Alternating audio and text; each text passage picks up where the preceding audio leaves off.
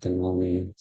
Namaste Saraswate Deve Gauravani Pracharine Nirvisesha Shunyavadi Paschatya Deshapande Namo Mahavadanyaya Krishna Prema Pradayate Krishnaya Krishna Chaitanya Namine Gaurtashe Namaha. He Krishna Karuna Sindhu Dinabandhu Jagatpate Gopesha Gopika Kanta Radha Kanta Namostute Tapta Kanchana Gaurangi Radhe Vrindavaneshwari Krishavanu Devi Pranamami Haripriya Panchakalpatarurvyasya Kripa Sindhu Bheva Geetanam Pavanebhyo Vaishnavebhyo Namo Namaha. Jai Shri Krishna Chaitanya Prabhu Nityananda Shri Advaita Gadadhara Shivasadi Gaura Bhaktavinda. Hare Krishna Krishna Krishna Hare Hare Hare Rama Rama Rama Hare Hare. We are reading from Prabhupada's book. We start a new chapter today, chapter 7, Uniting Two Worlds. San Francisco, July 5, 1970. Srila Prabhupada was attending the 1970 Rath Yatra in San Francisco. The day was cold and windy, and about 10,000 people had joined Lord Jagannath's procession to Golden Gate Park. Srila Prabhupada had danced in the street with thousands of participants during the parade, addressed a large crowd in an auditorium by the beach, and looked on as his disciples had distributed a free vegetarian prasadam feast to thousands. But when a devotee arrived with a half dozen advanced copies of Volume 1 of Krishna, the Supreme Personality of Godhead, Srila Prabhupada appeared especially pleased. Surrounded by devotees and curious festival goers, Srila Prabhupada held one of the books, admiring the front cover with its full color picture of Radha and Krishna. The volume was big, almost 7.5 by 10.5 inches, and its dust jacket shone, silver with large bright red letters, Krishna. It was a transcendental wonder in Srila Prabhupada's reverent hands. Onlookers could barely restrain themselves from pressing in against Srila Prabhupada to peer over his shoulders, and they did not restrain their exclamations when Prabhupada smiled and opened the volume. He examined the illustrations, the print, the paper, and the binding. Very nice, he said. He fixed his attention on a page reading. Then he looked up and announced that this greatly valuable book, Krishna, had just arrived and that everyone should read it. Holding one book in his hand with the other copies stacked before him, he said that anyone who so desired should come forward and buy a copy. People began clamoring, and hands with $10 bills thrust forward, while voices cried out, begging for a copy.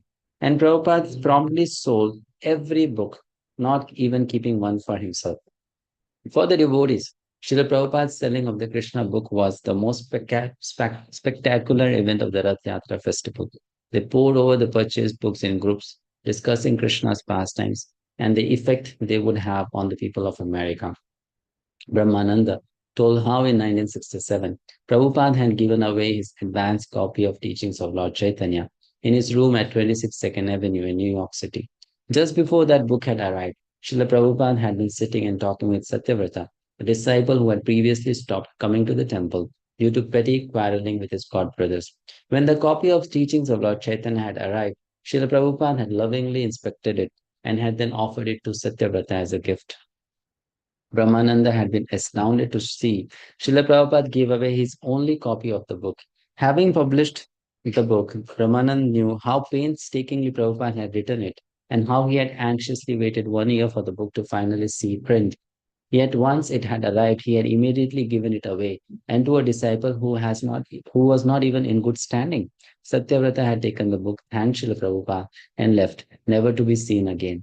Although Srila Prabhupada wanted his disciples to be as eager to distribute Krishna conscious literature as he was, none of them knew how to do it. Distributing a magazine and asking for a small donation was one thing, but a big, hardbound book. When the entire shipment of teachings of Lord Chaitanya had arrived in New York in April of 1967, the devotees had hired a truck, picked up the books at the dock, and unloaded them at 26 Second Avenue. They had then shipped them to iskcon centers in Los Angeles, San Francisco, Boston, Montreal, and elsewhere. And there they remained. Some devotees had tried placing ads in magazines and leaving books in bookstores on consignment, but the books didn't sell. How to sell these big, hardbound books remained a mystery until something significant happened, an accidental discovery. One day in 1971, while driving back to the temple after chanting in downtown San Francisco, two brahmacharis stopped at a local service station for gas. When the attendant came to the window for money, one of the devotees showed him a Krishna book. The attendant seemed interested, and the two devotees began preaching the glories of Krishna consciousness. When they suggested he take the book as payment for the gas, he agreed. Astonished at what had happened and inspired by their success, the two brahmacharis went the next day with several Krishna books and stood in front of a grocery store. And again it happened. This time they sold two books. Keshava, the San Francisco temple president, phoned his GBC supervisor and brother, Karandhara, in Los Angeles to tell him what had happened. It's like a miracle. Keshav explained. Karandhara encouraged him to experiment further, and soon the San Francisco temple had half a dozen men going from door to door, showing the books to people in their homes. When Buddhimantas began selling as many as 5 books in a day, the devotees in other temples, especially in Los Angeles, San Diego, and Denver, wanted to follow his example. And whoever tried it and sold the book became caught up in a euphoric excitement. The experience and testimonies of devotees selling Srila Prabhupada's books describe a special taste, distinct from the happiness young men might ordinarily experience by stumbling upon a sales technique and finding themselves on the verge of making a lot of money. The difference is that the devotees' book distribution, being devotional service to Krishna, produces an ecstasy that is transcendental, an ecstasy far beyond even the greatest material happiness. Now, this is something which every single devotee who has done book distribution might have experienced, right? That even if you give one book out to a non devotee, you feel such a joy that this person has now got a chance to know about Krishna. Ordinary business and the business of selling Krishna conscious literature are as different as material life is from spiritual life. And anyone observing spiritual life from the material point of view will not understand it. Bhaktisiddhanta Saraswati had compared such empirical attempts to understand the ecstasy of Krishna consciousness with attempts to taste honey by licking the outside of the bottle. The young men and women beginning to distribute books in America knew that Srila Prabhupada, by giving them Krishna consciousness, had saved them from hellish life. And they wanted to help him give Krishna consciousness to others. And such preaching by distributing his books was ecstasy, spiritual ecstasy. By mid 1971, the temples were selling hundreds of Krishna books a week. Karandara, Prabhupada's book fund manager, began sending Sankirtan newsletters to the North American temples and to Srila Prabhupada. By listing the monthly results of each temple's book distribution, the newsletters incited competition. Karandara's December 1971 newsletter summed up the mood of the year and urged the devotees to increase. Recently, in an all out program to sell books, the San Francisco Temple has been averaging 20 Krishna books per day distribution. What is the technique? Keshava Prabhu says. Simply, we make it our priority activity. All you have to do is want to do it and then try as hard as you can. Everywhere we go, we carry BTGs and Krishna books, he says. On street, SKP, door to the laundromat, to the store, everywhere. We have been taxing our brains in so many fancy and complicated ways to try to increase sales. But as it has been experienced, nothing is more successful than simply taking the books personally in hand and going door to door with this causeless mercy. Just consider how many hours a day do we spend specifically trying to distribute Srila Prabhupada's literature, which is the dearmost thing to him. The crowning touch to end the year's Sankirtan, however, came not from the newsletter, but from Prabhupada himself, who wrote to Keshav, the king of Krishna book distribution. I have been receiving so many reports from the San Francisco temple, cannot be surpassed by anyone in distributing my books. Sometimes they are selling as many as 70 Krishna books daily. So if this is true, then certainly when I return to the US, I must come and stay in your temple. By distributing my books profusely, you are giving me great encouragement to translate, and you are all helping me to fulfill the order which Guru Maharaj gave me. So I am so much grateful to you, and I am sure Krishna will bless you a million times over for doing this work. I hope that you and all my beloved disciples in San Francisco Temple are in strong health and jolly mood. Copies of this letter went out to every ISKCON center. Prabhupada had always given his blessings to all the devotees, but never before could anyone recall his saying a devotee would get Krishna's blessings 1,000,000 times over. Although a letter from Prabhupada usually instructed a specific devotee, the instruction often had universal application. And Srila Prabhupada's letters made clear his disciples' top priority, book distribution. I am very much pleased to hear that you are increasing in your distribution of our books and magazines. This is a good sign that your preaching work is also strong. The more you increase your strength in preaching, the more you'll go on selling books. I want especially that my books be distributed widely. Pushpamita Mataji, please read. Pranam Guruji. Prabhupada's ambition was to replace mundane literature with transcendental. At least in every home, there should be one piece of Krishna consciousness literature. He reasoned because if a person read only one page, his life could be turned up towards perfection. If 1% of the readers become devotees, he wrote, that will change the world. Whereas mail order advertisers were satisfied with the 5% response, Srila Prabhupada spoke of an even smaller percentage, 1%, whom he thought could become more devotee in response to receiving a book. Lord Krishna also confirmed this in Bhagavad Gita. Out of many thousands among men, one may endure for perfection, and of those who have achieved perfection, hardly one knows me in truth. To make the world Krishna conscious, therefore would require that millions of pieces of transcendental literature be distributed. Srila Prabhupada wanted his disciples to understand why they should distribute his books, and he instructed them through his letters. Who God is can be summed up in only 5 words. Krishna is the supreme controller. If you become convinced of this and preach it enthusiastically, success is assured, and you will be doing the greatest service for all living entities. He wrote to Jayadvaita, these books and magazines are our most important propaganda weapon to defeat the ignorance of Maya's army. And the more we produce such literature and sell them profusely all over the world, the more we shall deliver the world from suicide force. To Jagadisha, he wrote, I am encouraged to see your report of books sold because it proves that you consider it your responsibility to see that more and more people are reading our literature. Actually, this is a solid base for our preaching work. No other movement has got such profound authority for preaching. And if someone read our Krishna conscious philosophy, he become convinced. Prabhupada continued to insist that all major Krishna conscious programs be maintained, including deity worship, chanting Hare Krishna in public, holding outside lectures. All programs are important, but book distribution, whenever possible, should accompany the other program. To a sannyasi whose main program was public lecturing, Prabhupada wrote, distributing books as many as possible. If anyone hears some philosophy from us, that will help him.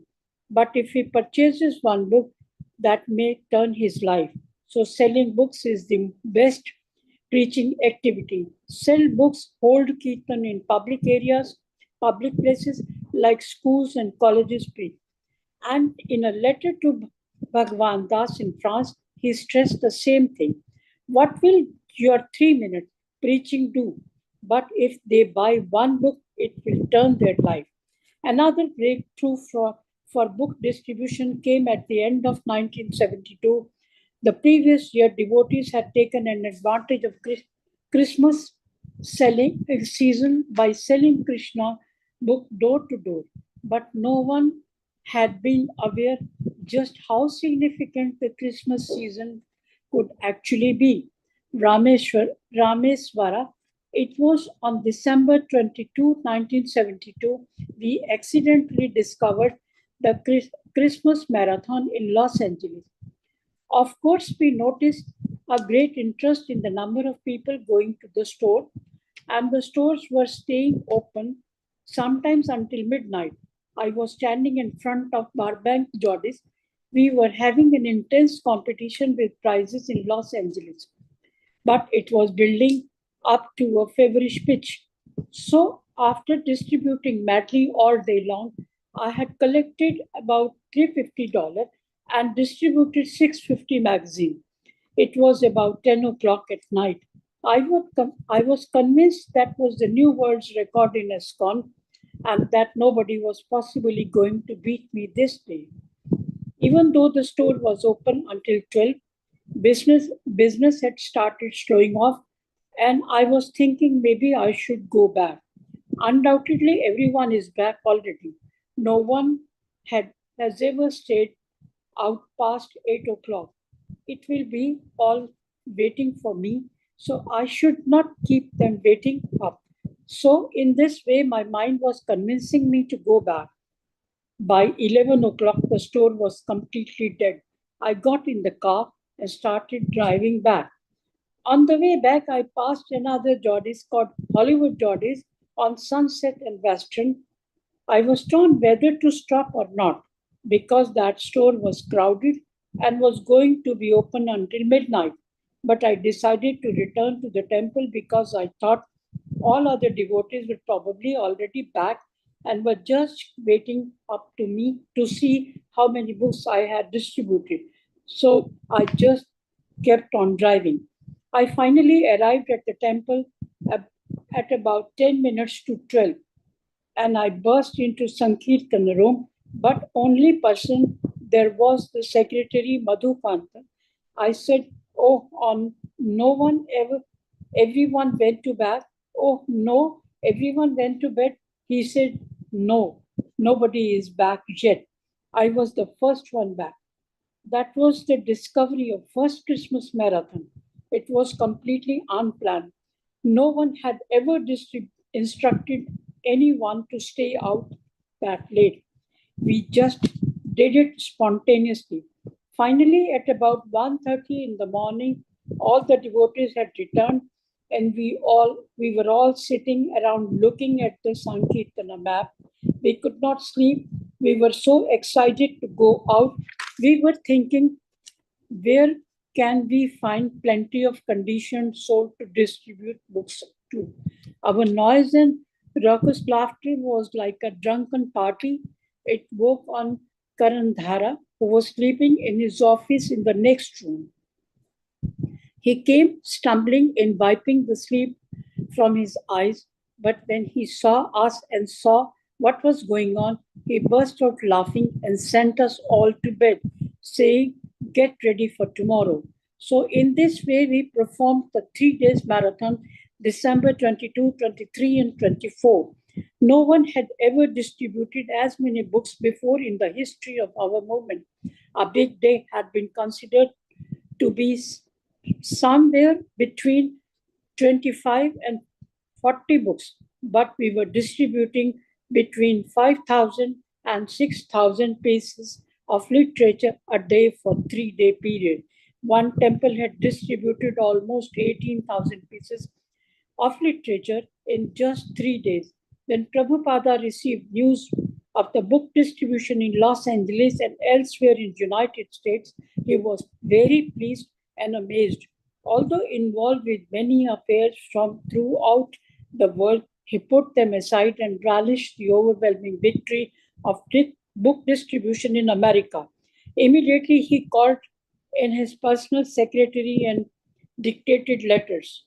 "My dear Rameswara, I beg to acknowledge receipt of your letter dated December 27, 1972, and with great happiness. I had read your figure of amount of books sold during 3 days period, December 22 to 24, 1972. It was scarcely believable that more than 17,000 books could have been sold by one temple in 3 days. That indicates to me that people are at least becoming a little serious. about this Krishna consciousness movement in your country. Otherwise, why they should buy our books? But they can see that our boys and girls devotees are so much sincere and serious to distribute the message of Krishna consciousness. They are at once struck by seeing them, and therefore they appreciate and purchase. This is the unique in the world.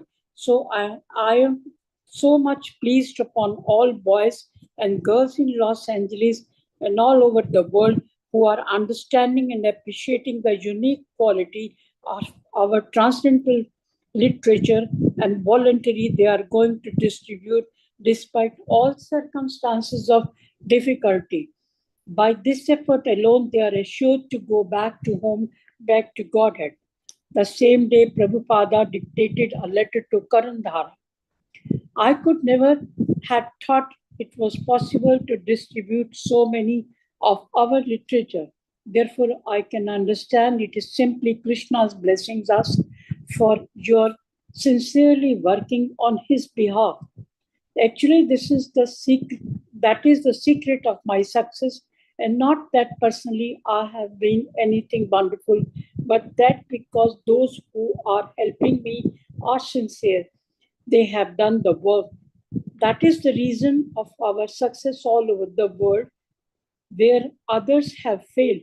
A little sincerity in very difficult things in any age of hypocrisy and bluff. But I'm so fortunate that Krishna has sent me all of you nice boys and girls who are sincerely working. Please convey to all of them my deepest appreciation. Srila Thank you, Mataji. Hare Krishna. Thank you. Vijay Krishna Mataji. Hare Krishna Prabhu, Dhanavana. Srila Prabhupada's letters acknowledging the Christmas marathon and assuring the devotees that they would go back to Godhead sent the book distribution movement flying into the new year with great momentum. Devotees continued to find new ways and places to distribute books. New records were constantly topping the old, and the devotees were making still higher projections for the future. Pragosha. I was coming regularly to the Detroit temple for classes in the evening, and I was doing some odd work to help the devotees prepare the temple. Every night I'd be painting, and I would watch the devotees coming back from Sankirtan. They seemed very aesthetic and enlivened, and I was always a little curious about what they did out there that made them come back like this. I would be up to my upon my ladder, painting and listening to them talk as they sat on the floor drinking hot milk.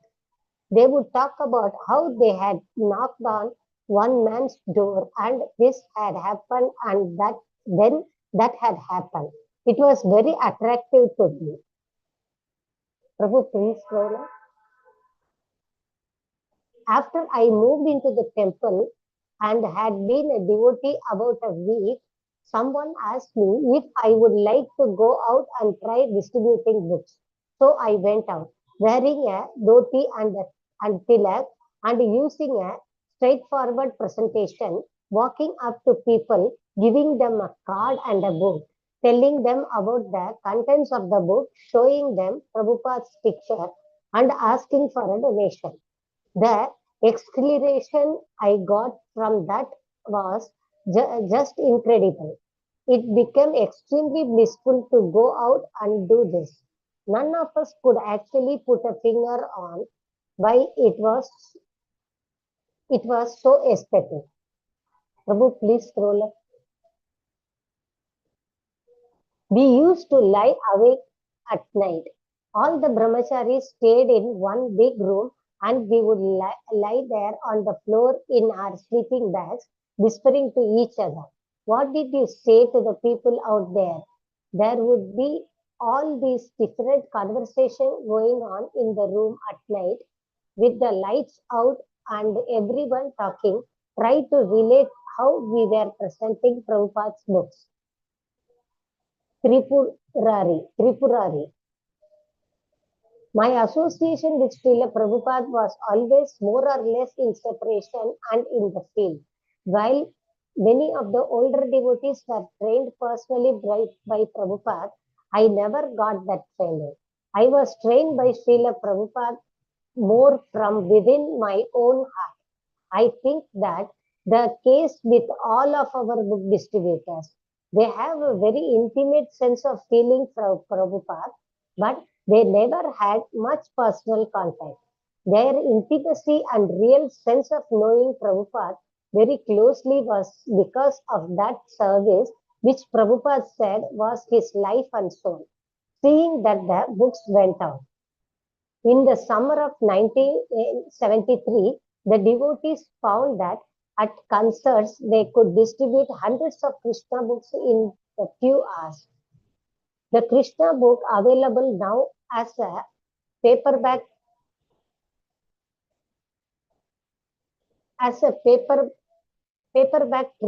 trilogy with a foreword by George Harrison was especially attractive to young people.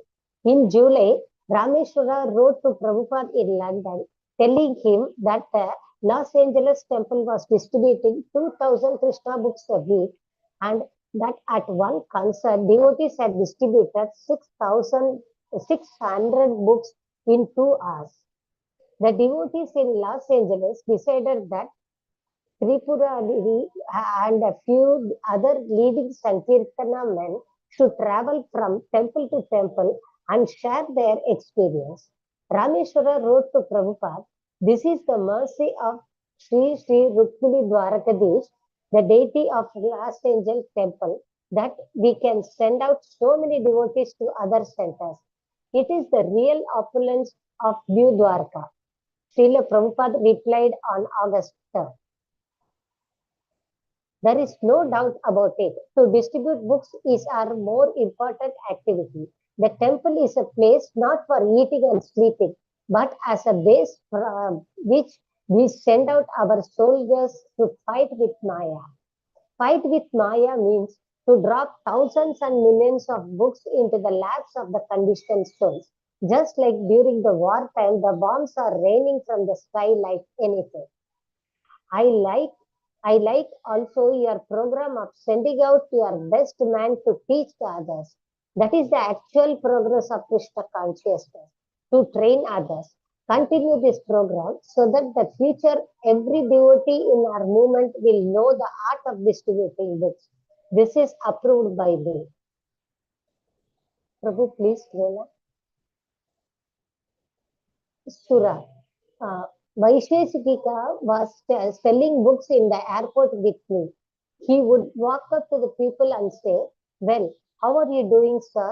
All glories to the Sri Krishna Sankirtana movement, the prime benediction for humanity at large, which cleansed the heart." He was repeating the Sistashtaka prayers of Lord Chaitanya right out of the book, and yet he was selling books. The books had pictures of Krishna and devotional scenes on the cover, and sometimes some devotees couldn't understand how people could relate to these books. But Prabhupada wanted them distributed, and he was saying that we should preach on the merit of the book. When a devotee asked Prabhupada what we should say to distribute books, Prabhupada replied, "Krishna Swadamopagate," which is the verse that says that Srimad Bhagavatam is as brilliant as the sun, and it has arisen just to give people religion in this age of darkness. So we were also repeating that verse and distributing books on faith. We would go out and see the people actually becoming struck by Krishna consciousness. They would see that the devotees were very sincere and serious, and they would become impressed.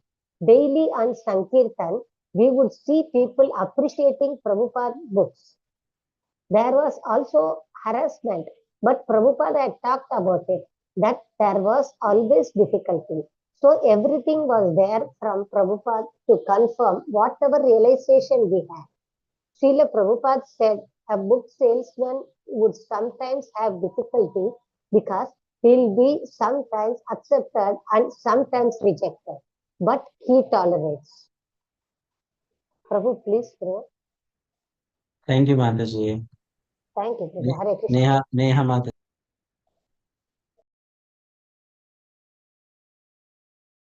Hare Krishna, Prabhuji. In the airport, we met professors, lawyers, all kinds of people who would stop and talk. They would challenge, and we would constantly have to defend Prabhupada's books and his movement and speak up on behalf of Prabhupada, more so than when we were just kids out on the parking lots talking to women and begging 50 cents for a pack of incense. We were presenting Prabhupada's books to the scholars, coming into contact with Mayavadis, scientists, businessmen, people who were very sharp in Chicago, New York, Los Angeles, and San Diego. People there were very sharp and hard. And just by having to spiritually combat them and defend the movement, we became more mature in our understanding of Prabhupada's books and how to present them in such a way that we could convince even people who didn't want to be convinced. We had to study Prabhupada's books. Book distribution took another great stride forward when Tamal Krishna Goswami, Srila Prabhupada's zonal secretary in India for 4 years, returned to the US. Joining with his friend Vishnu Janaswamy, he helped from the Radha Damodar Sankirtan party, traveling in a bus with Radha Krishna deities to distribute books and hold festivals all over the US. Srila Prabhupada showed special interest in the Radha Damodar party and approved loans from the BBT for the purchase of more buses, thus creating a Sankirtan army traveling in renovated Greyhound buses. By the end of 1974, the Radha Damodar party had 3 buses, vans, and numerous men. Prabhupada called the buses moving temples, and he urged the Radha Damodar devotees to continue their program with certainty that they were pleasing Lord Chaitanya. I'm glad that you have understood the importance of my books, Prabhupada wrote. Therefore, I'm stressing it so much. Let everyone let everyone take these books. Srila Prabhupada encouraged the Radha Damodar party to expand to hundreds of buses and thus fulfill the mission of Sri Chaitanya Mahaprabhu to bring Krishna consciousness to every town and village. When a tight transcendental competition arose between the Los Angeles Temple, Tripurari's BBT party, and the Radha Damodar party, Prabhupada watched and approved it with pleasure. Another party forming in 1974 was the BBT Library Party. It began with Hridayananda Goswami's sending some brahmacharis from his Prabhuji. It began with Hridayananda Goswami sending some brahmacharis from his traveling party to sell books at prestigious universities in New England. Then in 1974, it became the BBT Library Party, backed up by a professionally organized sales office in Los Angeles. At that time, the men started to sell entire sets of Srila Prabhupada's books, including the published and yet to be published volumes of the 17-volume Chaitanya Charitamrita and the 60-volume Srimad Bhagavatam. Even in their first attempts, they met with great success. Srila Prabhupada had long cherished this idea, and even before coming to America, he had gone to libraries in India with copies of his Srimad Bhagavatam first canto. By his efforts in New Delhi, the United States Library of Congress had obtained copies of those early volumes. Prabhuji, scroll. Now his desire to see his books placed in all the US libraries and universities was becoming a reality. Rameshwara, the BBT supervisor, wrote in a newsletter to all the temples. Srila Prabhupada has become more and more interested about this program and is making it one of our most important priorities. His Holiness Satsvarupa Das Goswami, who presently is GBC Secretary, serving as Srila Prabhupada's personal secretary, is being sent back to the US by His Divine Grace to personally lead and organize this BBT library program. Under Satsvarupa's guidance, the party crisscrossed the United States, selling dozens of standing orders each week to university libraries, including those of Yale, Harvard, Columbia, Princeton, and Stanford. Within a few months, professors began writing favorable reviews, and many ordered Prabhupada's books for their college courses. After placing complete sets of books in the majority of American and Canadian libraries, the BBT Library Party shifted its operations to Europe and India, meeting with the same success. Dr. Alex Wayman, professor of Sanskrit at Columbia University, wrote, Prabhuji, could you please scroll? It has been my great pleasure recently to have read the Srimad Bhagavatam in the superb edition authorized by A.C. Bhaktivedanta Swami Prabhupada. The consummate care and devotion to the Sanskrit word and its precious meaning are evident on every page. I am sure this monumental work will go far to bring the sublime message of the Bhagavatam to numerous Westerners who otherwise would miss this opportunity. Prabhupada was pleased with the recognition coming from Western scholars and often showed their reviews of his books to his guests. I very much like this program of the standing orders. Prabhupada wrote, try to increase it up to 50,000 such orders from the libraries. When Srila Prabhupada became ill for several weeks in September of 1974, the book distribution reports were his best medicine. Whenever I get report of my book selling, he wrote to the library party, I feel strength.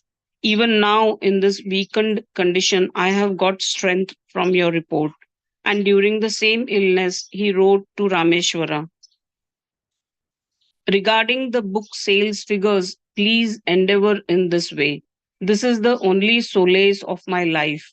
When I hear that my books are selling so nicely, I become energetic like a young man. Srila Prabhupada recovered his health, and by the end of 1974, his BBT was also in extraordinary health, with the temples again competing in a furious Christmas marathon.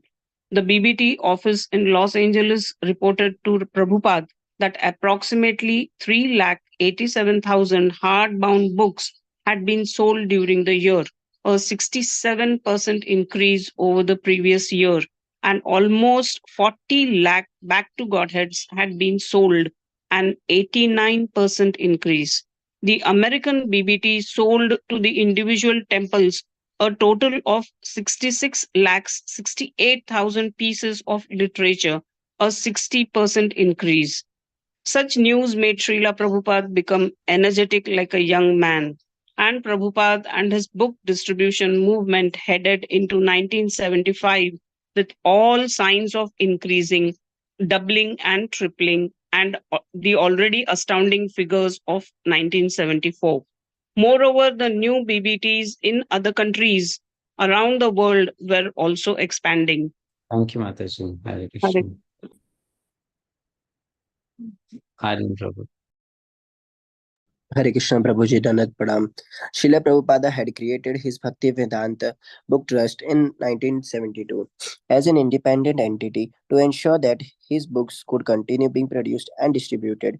The BBT would operate exclusively for the benefit of the International Society for Krishna Consciousness, and yet it would exist independently. The trust document stated that the trustees should divide the money from the sales of the books to iskcon temples into two funds, one for printing books and one for purchasing iskcon properties and building temples. Prabhupada believed that if this 50-50 formula were followed, Krishna would assure the success of iskcon. Repeatedly, he would refer to this formula in conversations and letters. Even in his purports on Srimad Bhagavatam, Srila Prabhupada gave his BBT trustees authority to make printing plans, and the trustees would then consult him for approval. He would set the standards and guidelines for his BBT trustees to follow only. Prabhuji, please scroll. Follow only after consulting him could they institute changes.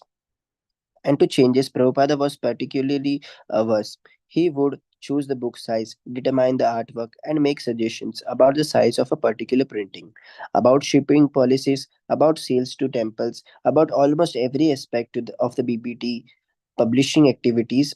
Even when certain temples did not remit their payments to the BBT, Prabhupada would become involved. It, it is not good if such big temples who are setting the example for the whole society do not pay their bills. This is most irregular. I am trying to retire from the administrative affairs, but if the presidents and the GBC men make such disturbances, then how can I be peaceful? Things should be maintained automatically. Then it will be peaceful for me. He was a strict manager. According to Vedic instruction, he said fire, debt, and disease should never be neglected. They must be extinguished by all means. Srila Prabhupada saw book distribution as among other things the basis for an economically sound iskcon. Other business should could also operate, but book selling was the best for it. Combined preaching with a good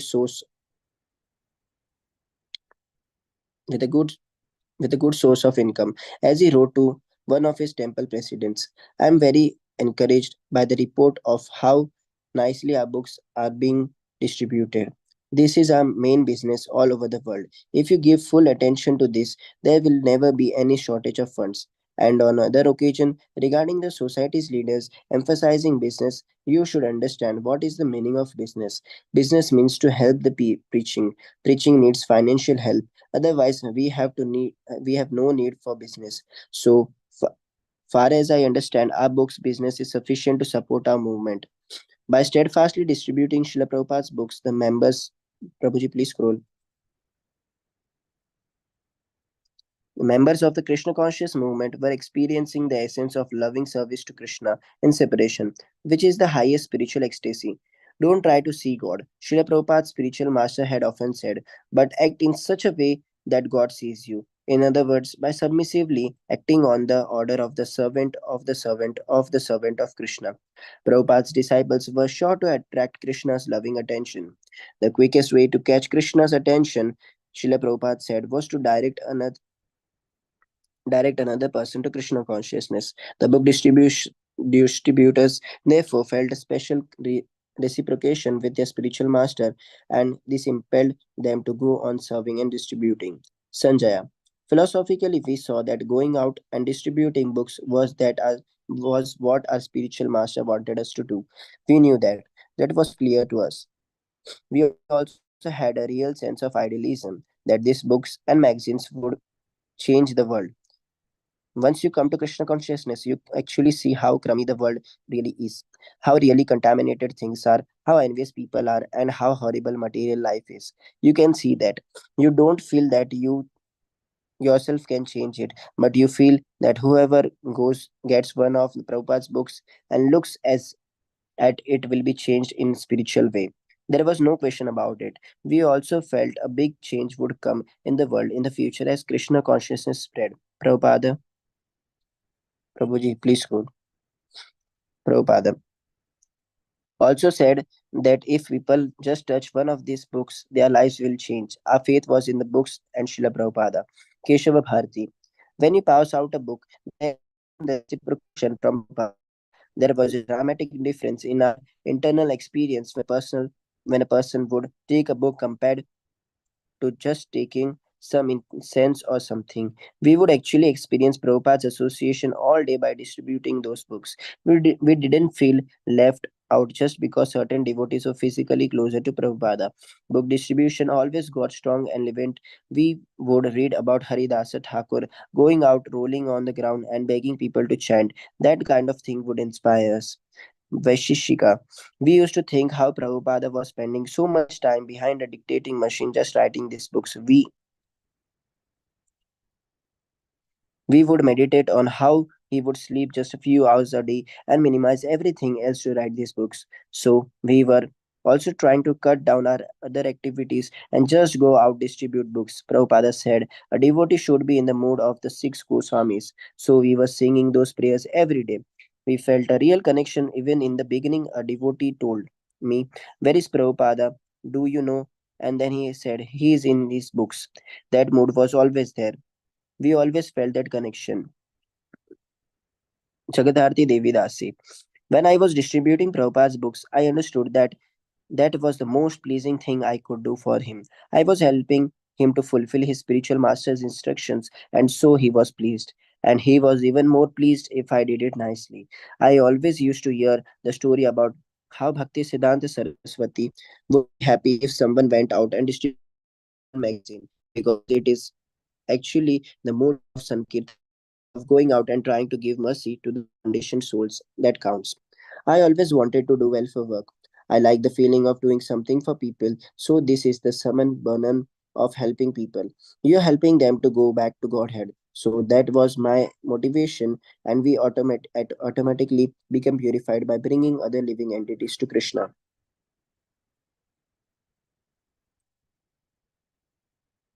Lavanga Lattika Devi Thank Dasi. you, Prabhu. Usha Thank you, Mataji, Prabhuji. continue. Hare Krishna Prabhuji, Dandavat Pranam. Lavanga Laktika Devi Dasi. Having heard Srila Prabhupada speak and knowing that he was always reading from these books, Srimad Bhagavatam, and that was preaching that you have to distribute this knowledge to others, made it very simple, made it all very simple. That is, you just know that this was Srila Prabhupada's desire.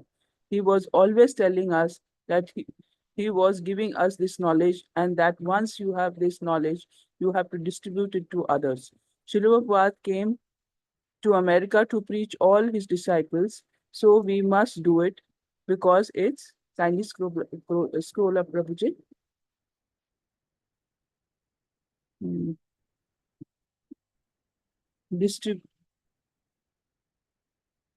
Um, to America to preach with his disciples. So we must do it because it's Prabhupada's desire. He spent so much time translating these books to be distributed. You just want to distribute to others, and you want people to have these books in their homes. Vrindavana, India, April 20, 1975. Srila Prabhupada installed the deities for grand opening of the Krishna Balram Mandir. Almost 1,000 disciples were present, and the governor of Uttar Pradesh was the guest of honor. After years of hard endeavor, the grand opening was a climactic triumph for Srila Prabhupada and his movement. While still standing at the altar after having offered the first arti to Krishna and Balram, Prabhupada addressed the crowd, explaining that this was an international temple where people from all over the world could come to worship and take shelter of Gaur Nitai, Krishna Balram, and Radha Krishna. Later that evening, Srila Prabhupada sat in his room with a few GBC men, the buttons on his kurta open because of the heat, his legs and bare feet extended under the low table. He relaxed, and his men sat close around him in a dim light of the desk lamp. It was a milestone, he said, but still they had to go forward, not merely savor their success. Many things were still required to make the temple and guest house operative. Srila Prabhupada was thinking beyond Vrindavana. This temple construction is so important, he said, that I am willing to spend many lakhs to open a temple like this. And yet, as important as it is, the book, can you scroll up, Prabhuji? Production is production production is even more important. This was a significant reaffirmation of the priority of book production, even while in the midst of this splendid temple opening. He was stressing that book production was more important. Srila Prabhupada seemed displeased, however, because for months of Chaitanya Charitamrita had been delayed by his Sanskrit. Kindly scroll up, Prabhuji. Sanskrit editor. He said that a scowl that although he said with a scowl that although he had finished the Chaitanya Charitamrita, it remained unpublished. He had also completed all 4 volumes of the 4th canto of Srimad Bhagavatam and was beginning the 5th, yet only 1 volume of 4th canto had been published. One of the devotees present, not understanding Prabhupada's point, remarked that since Prabhupada was going next to Hawaii, he would be able to write there in peace and quiet. Prabhupada replied that he was not encouraged to write when his manuscripts were not being published. The BBT press, after several years in New York, was about to relocate to Los Angeles, where Radha Vallabh would be production manager, and Rameshwar, the BBT supervisor, would be able to more kindly Srila Prabhuji more closely oversee the press operations. Rameshwara, unaware of the delay in publishing Chaitanya Charitamrita manuscript, learned of it. Now, in Vrindavana, he promised Prabhupada that he would immediately get the press set up in Los Angeles and begin producing Chaitanya Charitamrita.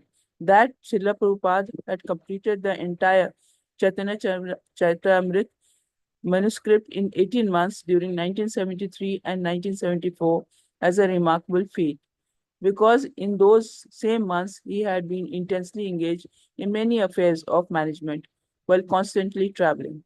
He had confronted major problems with leaders who had left their posts. He had personally attended GBC duties in India, and he had dealt with other iskcon managerial affairs. He had authorized many large BBT loans and had approved the expansion and development of iskcon in all areas of the world. In addition, responding regularly to large volumes of mail, speaking daily to guests, and giving Bhagavatam lectures wherever he went. His only time for writing had been arising in the morning when he had persistently worked for 2 to 3 hours each day. Thank you, Lost Mataji. Hare Hare Krishna. Krishna Prabhu. Shamala Mataji. Hare Krishna Prabhu. Los Angeles, June 20, 1975. On arriving in Los Angeles, Srila Prabhupada received a joyous welcome. He was accompanied by leading sannyasis and GBC secretaries, including Kirtanananda Swami, Vishnujana Swami, Brahmananda Swami, Tamala Krishna Goswami, and others. Later, sitting in his room, one of his favorites in all of ISKCON, he spoke only briefly about the backlog of unprinted books. He seemed mildly disturbed, but said little. He was very pleased, however, to see the temple and the deities of Rukmini Dwarakadisha. In his short arrival speech, he had explained why he was so urgently pressing his disciples to produce his books.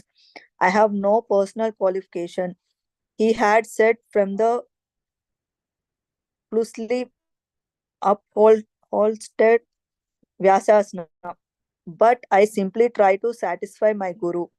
That's all. My Guru Maharaj asked me that if you get some money, you print books. So there was a private meeting. Talking some of my important God brothers also were there. It was in Radha Kunda. So Guru Maharaj was speaking to me that since we have got this Bajar Marpul temple, there has been so much dissension and everyone thinking who will occupy this room or that room. I wish therefore to sell this temple and the marble and print some books. Yes, so I took up this from his mouth that he is very fond of books, and he told me personally, if you get some money, print books. Therefore, I am stressing on this point. Where is book? Where is book? So kindly help me. That that is my request. Print as many books as possible in as many languages as possible, and distribute throughout the whole world. Then the Krishna conscious movement will automatically increase. The next question while walking on Venice Beach, Srila Prabhupada delivered an extraordinary ultimatum surrounded by devotees.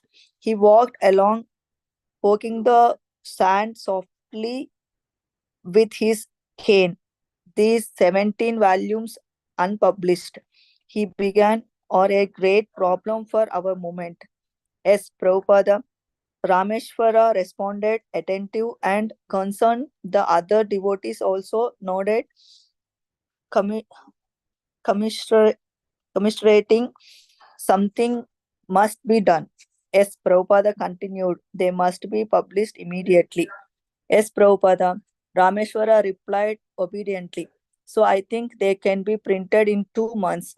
Srila Prabhupada said conclusively. Rameshwara wasn't sure he had heard correctly.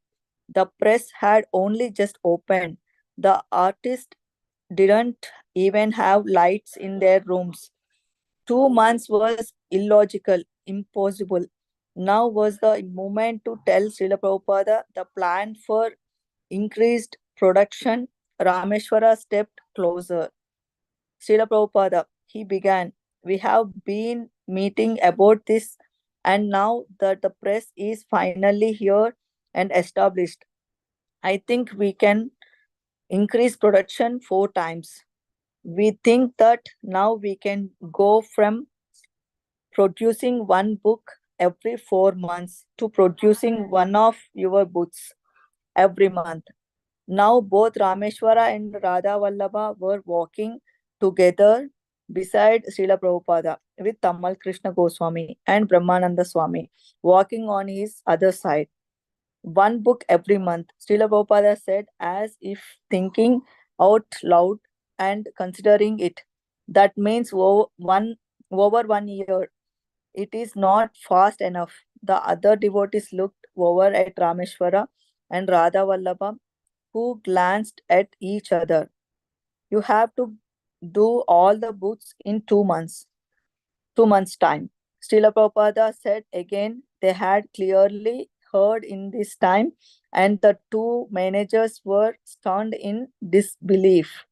Srila Prabhupada, Rameshwara said, I think that's impossible. Maybe we can go faster. Srila Prabhupada suddenly stopped walking, planting his cane firmly in the sand. He turned to Rameshwara and said, without anger, but very gravely, impossible is a word found in the Fool's Dictionary. Suddenly, Rameshwara realized his spiritual life was on the line. To say impossible now would mean he had no faith in Krishna consciousness, Krishna's representative, no faith in the power of God. He must throw away his material estimations and rational common sense. While Rameshwara and Radha Vallabha stood speechless, Srila Prabhupada resumed walking, accompanied by the others. The two devotees hurried to catch up, but now everyone looked at them as if to say, come on, stop doubting. You have to do it. Rameshwara asked Srila Prabhupada if he could discuss this with the other devotees at the press and then report back. Oh yes, Prabhupada replied, whatever is required. Rameshwara and Radha Vallabha dropped back, while Srila Prabhupada and the others continued down the beach. Although the morning program in the temple, Rameshwara and Radha Vallabha tried to concentrate on chanting their japa and on the Prabhupada's class, but all they could think of was arranging for the production of 17th volumes in 2 months. And by the time they met with the press workers, they had become convinced it could be done. It was as if some mystical power was going to descend. Somehow or other, it could be done. So they presented the plan and convinced the other workers. It can be done, Rameshwara said later, talking with Srila Prabhupada. Srila Prabhupada replied, but there were some conditions. Rameshwara said, for the Bengali editing to go smoothly, the editors would have to be able to regularly consult Srila Prabhupada.